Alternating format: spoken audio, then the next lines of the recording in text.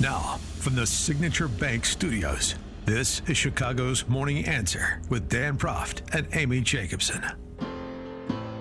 Insert Democrat socialist here. Runs the Democratic House floor for 30 plus years running. He's promising this and he's stealing that. Where can you get that kind of money? He's using your house like his own piggy bank.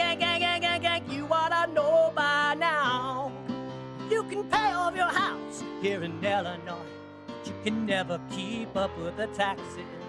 Oh, how it's always been the plan to have a taxpayer pay, no doubt. Not a matter of if anymore, but when you're moving out. I said, when you're moving out. Top of the morning, Dan and Amy. I just want to make sure people understand the Illinois General Assembly and Governor Spalding were hard at work in 2023. There's a number of new laws going into effect January 1st that you might want to know about. Minimum wage for non-tipped workers increases to $14 an hour. For tipped workers to $8.40. Now, that's no good for Brandon Johnson in Chicago, but that's the state law. Non-citizen immigrants who have a work permit will be eligible to become police officers. We've talked about that. Right. Non-citizen immigrants can get a standardized driver's license, replacing the current temporary visitor driver's license. Well, they're going to stay, so why not? And they're going to vote eventually. Mm-hmm. Let's see. Of course, as we heard from our friend Clay in Libertyville earlier in the show, anybody who owns one of the 170 sport rifles that have been arbitrarily banned must register them with Illinois State Police by January 1st. Sure. Creation of a statewide PTSD mental health coordinator. Interesting. Yeah, well, that's good. Because he created our PTSD. Yeah, about, I would say about 80% of the population suffering from some form of it. Law enforcement is prohibited from sharing license plate reader data with other states to protect women coming to Illinois for an abortion. Yeah, right. What about people that are wanted in another state for other crimes? Right. Then can we read their license plates? Defunds libraries that remove controversial books, you know, like, I don't know. Genderqueer. Well, for sure, yeah. Right, yeah. Defunds libraries that remove, right, that would remove the books that have been inculcated into the curriculum. Well, it's pornography, but okay. Mm-hmm. Multi-occupancy, gender-neutral restrooms to be installed in private and public Illinois businesses. Gender-neutral restrooms in private businesses, too. Dan, have you shared a restroom yet with a woman? Oh, no, wait. You don't live up here. Let's see. Just anything else that's important. Creation of a task force to end homelessness. That should... Oh, yeah. Got that taken care of then, the homelessness problem. Got the task force. Roosevelt Road, yes. Homeowners and renters insurance companies cannot refuse coverage for certain breeds of dogs. That's important. You want to really get into the pit bulls, the details. Really get into the details. This is all, of course, perfectly acceptable province of state government to regulate the minutia of people's lives and the operation of their businesses and so forth. Drug manufacturers will be prohibited from price gouging generic and out-of-patent drugs. Price controls are always good. Never arbitrary. So I mean, those are some of the highlights. A lot of good news for people in this country illegally, and for people that are in this country legally, but not like super jacked to follow the law. For people that are advocates of the reduction of individual freedom. So there's a lot there to, hang your hat on. For more on this, pleased to be joined by Ted Dabrowski, president of Wirepoints.org, all things Illinois policy related. Ted, thanks for joining us. Appreciate it. Good morning, Dan. Good morning, Amy. Some big happenings this year in the state. Really, I don't know, continuing the renaissance that has accompanied Pritzker's rise in Illinois. It is, and it's amazing. They're able to do whatever they want, whenever they want. Each law makes us a little less free, gives the state a little more power, and that's pretty much how they all are. It means less and less local control over things. It means higher costs, if not for businesses, for people, and eventually it's always the people who pay for these things. When you look at this minimum wage laws, when you look at the forced paid leave, they just add more and more costs. And you think that they'd start looking at some of the empty storefronts in different cities and across the state, but lawmakers don't, because that's not their agenda. Their agenda is, of course, to continue to control people a little bit more here and there. And you can see that in every single law that most people have no idea has been passed until you just read them out loud. It's interesting story out of North Carolina. May have some relevance for that Goshen plant in Manteno. That's coming to Manteno. North Carolina has bad billion-dollar bet on a struggling EV company. Vietnamese electric vehicle manufacturer VinFast has lost $6 billion in 3 years, during which time the state of North Carolina has provided $1.2 billion in state incentives. Sounds like basically about the economics of the Goshen EV battery plant, potentially, certainly with respect to those state subsidies and federal subsidies as well. And, then there's all these stories out about demand for electric vehicles not being particularly robust and so forth. So we could see, talk about $40 million here, $60 million there, and $100 million there with respect to, I don't know, things like spending on lodging and rental assistance and so forth for people in this country illegally. We're on the hook in the billions if that Goshen EV plant doesn't get profitable. Well, yeah, and I think that's the big fear. It's starting to crop up everywhere in the news. And I remember when Mark and I started working on this stuff, everybody was still excited by all this, but man, it turned quickly as the subsidies for EVs start to become very clear how huge they are. $50,000 a vehicle, and then we're starting to see how the companies that have been doing EVs are starting to lose a lot of money and having to back off of their plans. And this comes just at the time that Pritzker's bragging about having won Ocean and the $536 million that the state will give in subsidies, and then of course there'll be a property tax freeze for 30 years, so there's more money there. Not to mention the up to $8 billion, $7.5 billion that could come from the federal government. So, these things are massive. It's as we've talked about, industrial policy at its best. And what we're seeing now, though, is that places like North Carolina and others are having to back away from. They're worried about some of their quote investments they're making. This is taxpayer money, and Pritzker's taking a gamble because he has no idea whether Goshen is a winner or a loser. He has no idea whether EV batteries, and EV cars are going to make it or not, or whether there's some new technology that comes along. But he's happy to do that because it pads his resume, and he's bragged so much about Illinois being a leader in the EV industry worldwide that he needed one win. Otherwise, he was shooting blanks. Ted, let's talk about the migrant issue and how Rosemont and Cicero and Schaumburg, and they're not too migrant friendly. You know what I mean?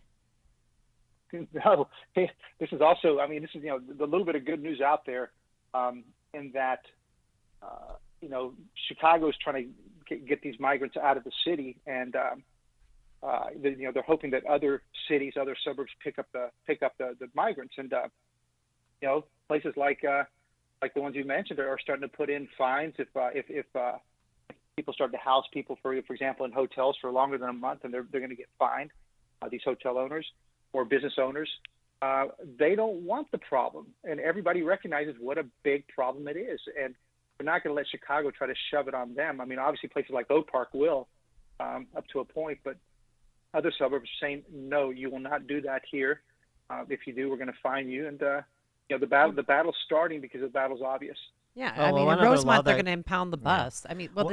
One of the law that goes into effect on January 1, Illinois landlords will be required to rent or sell property to people in this country illegally and in Illinois. Yeah, that too. And you can't use their migrant status to determine whether you should rent to them or not. Right. It's all these. The laws continue to go crazy, which for me is fine, because the crazier they get, well, hopefully at some point we wake up. Right, we're still waiting for that moment to wake up, but these laws continue to get more and more extreme. This just came over the transom. Harvard board, that is, said President Claudine Gay will stay. She's staying. Of course she is. And your colleague Mark Lennon at Wirepoints, despite the fact that the bloodletting will be limited, is suggesting that U of I might want to get its act together when it comes to DEI. A lot of infrastructure when it comes to diversity, equity, inclusion personnel at universities, including state universities. A lot of focus on the status schools right now on the East Coast and the West Coast. But in the middle here, I remember Mark Perry, our friend, former econ professor at Michigan, in 2018, he documented at the school at which he taught 90 people that were DI administrators of one sort or another, part of the diversity, equity, inclusion, 90 different staff people that totaled $11 million plus in salary. That was 5 years ago. One can only hazard a guess at what it is today. And so I'm sure the same goes for Illinois. In fact, Mark Lennon was talking about the Communication 9 mandate at that school. Yeah, it's fascinating. This Communication 9 in Illinois has gone deep. And basically, it requires, and it's not mandatory yet, but it will be in a couple of years. These professors have to do a statement. You have to write a statement that says how they're devoting themselves to equity, and equity, inclusion, and diversity, of course, and what they're doing about it. And the university laid out a whole bunch of rules about how you, the professor, can do such things, whether it's in your research, in your teaching, in your service. And you go through these rules, and you can see. It says, hey, here's an example for you. If you're a law professor, you can study how bankruptcy laws apply differently to blacks and whites. And then, if you're an engineer and there's a large-scale project to do Wi-Fi, look and see how it's being laid out, rolled out in different areas. But everything has to tie in with equity, and it goes all the way down to we've talked about Nutrier. Nutrier does that. You'll have a physics class. And in the physics class, suddenly, there's this equity problem. And it has nothing to do with physics, but it has everything to do with equity. It just trickles all the way down. But coming back to U of I, it's a really extensive program. And we'll want to see whether they want to roll that back a little bit, because it's aggressive. And most professors, many professors who want nothing to do with this are being forced to do this kind of stuff. Well, and the point is that it's ubiquitous at state schools, too, and all the Big Ten schools. Ohio State, there was an expose on Ohio State and their hiring practices. And it's the same thing at U of I. We've talked about it before, the admissions practices and the hiring practices, and what we anticipate in the wake of the Harvard admissions decision, which is the workaround by the institutional interests at these schools to continue to make decisions based on non-behavioral characteristics like identity as opposed to capacity through the diversity statements. We don't, we're going to make subjective determinations about diversity statements that are in furtherance of our objective goals of, this many Latinos and this many Asians and this many honkies and this many blacks and this many Chinese nationals and so on and so forth. They have a goal, and that's not going to be deterred until the infrastructure inside these schools is dismantled. Yeah, because they will always work around it, and we talked about that with the AP classes at Evanston High School, where they immediately they just changed the language, they changed something to make it look like they're now back in compliance, but they're still doing the same game. What's amazing about this whole DEI is also how much people are enriching themselves, and that's been a big part of the story too. And at U of I, the guy that's the vice chancellor for diversity, equity, and inclusion is making about $300,000 a year. And there's a whole bunch of work that's been done across the country showing that these people that do this are earning anywhere from $300,000 to over $400,000. It's a great business to be in, And not only that, it was a growth business for the last decade, right? They've been growing their departments and all that, which of course then allows them to, spread their tentacles about how they want this DEI to be implemented across the institutions. And that's what needs, as you said, needs to be unwound. You mentioned Evanston Township High School. There's no one more committed to identitarianism and the race hustle than Evanston Township High School. So how's it working out for the kids? Yeah, well, we were a little concerned about everything we were hearing, and I think you're one of the people that broke the whole thing at Evanston High School with their segregated, Black, Latino, white AP classes, and the virtue signaling is so strong there, and I would argue that probably Evanston is one of the most woke, progressive, DEI leading institutions in the country. And what was fascinating is to look at what goes on in Evanston with regard to their day-to-day school stuff, right? There's this whole debate about the segregated classes, but we went back and looked at the feeder schools and then all the way through high school. And, we saw that basically just 2 out of every 10 blacks in the school system can read a grade level throughout their entire careers. Those kids can never read a grade level, and yet they're passed through the system year after year after year. And then you get to graduation, and 90% of blacks can graduate, but only 2 out of 10 can read. And the lies and the whatever you want to call it, the true racism is right there, that they have no more merit for their kids. There's no expectations, no demands. Just move them through the system, graduate them, and then act like they've done everything perfectly and that they're virtuous because of their segregated classes. They're trying to take care of their minorities. It's not true. It's a falsehood. Ted Dabrowski, President Wirepoints, wirepoints.org, all things Illinois policy related. Thanks, Ted. Thank you, guys. Thank you. And he joined us on our turnkey.pro answer line. Hear about the big stories of the day, then talk about them right here on Chicago's Morning Answer on AM 560.